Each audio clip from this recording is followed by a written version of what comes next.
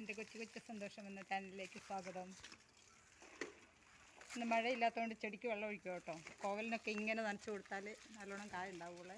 അതുകൊണ്ട് ചുറ്റോട്ട് മുഴുവൻ നിറഞ്ഞ് വെള്ളമായി ഇങ്ങനെ എല്ലാം ഇതിൻ്റെ മുകളിൽ കൂടിയൊക്കെ വെള്ളം ഒഴിച്ചു കൊടുക്കും. അന്നേരം നല്ലപോലെ കായ വരും. വേനൽക്കാലത്ത് മുഴുവൻ ഞാനിങ്ങനെ. അപ്പം നമ്മുടെ മുറ്റത്ത് തണുപ്പാവും.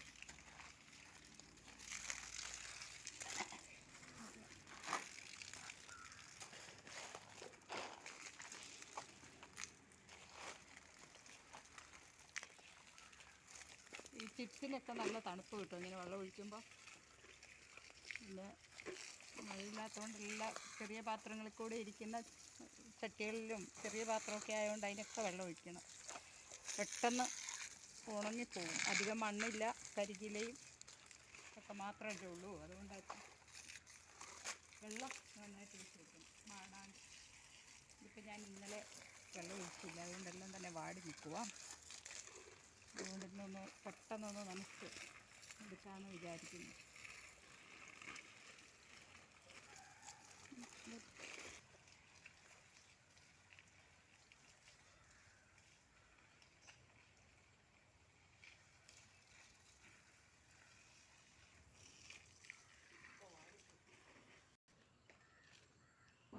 ഇത് നമുക്കൊരു ചെടി നടാം കേട്ടോ.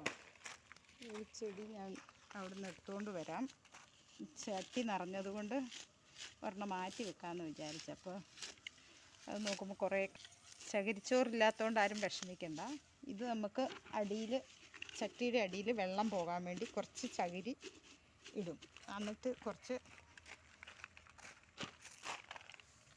കുറച്ച് മണ്ണ് അതിൻ്റെ അകത്തേക്ക് ഇടും.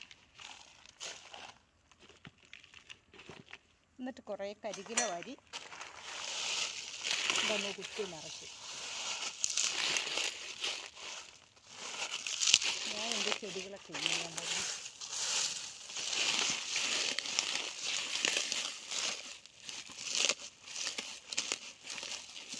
ഇത്രയായി. ഇനി നമുക്ക് ഇച്ചിരി മണ്ണും ഇച്ചിരി ചാരമായിരുന്നു, അത് കുഴഞ്ഞു പോയി. ഒരു ശകലം ചാണകമുണ്ട്, അതുകൂടി ഇട്ടുന്നത്. ഒരു ശകലം ചാണകം കിട്ടിയേ. അതിപ്പം ഇതിൻ്റെ മുകളിലേക്ക് അങ്ങ് ഇട്ടേച്ച് അതിനകത്തേക്ക് ഇച്ചിരി മണ്ണും.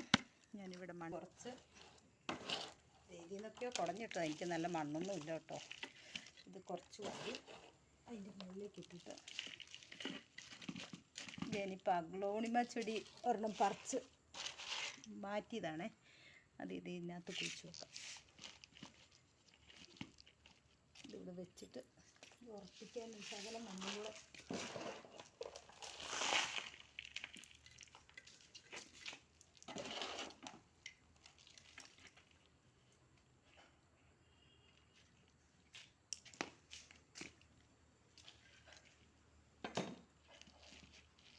ഇട്ട് ഇവിടെ വെച്ചു. ഇനി ഇച്ചിരി വെള്ളവും തളിച്ചാൽ ഓക്കെ.